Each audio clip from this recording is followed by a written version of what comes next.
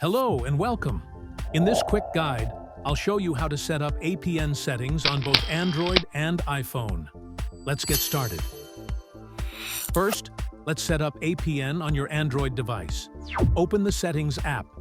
Tap SIM cards and mobile networks. Choose your SIM card. Tap Access Point Names.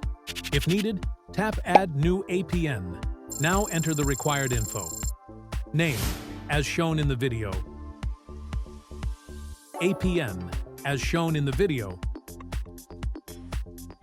Leave all other fields as they are. Tap More, then Save. Finally, select the new APN from the list and restart your phone. Your Android internet is now ready. Now, let's do the same on iPhone. Go to Settings, tap Mobile Data, or Cellular, tap Mobile Data Network. This may appear as Cellular Data Network on some iOS versions. Now enter the following: APN, Internet, username, leave blank password, leave blank.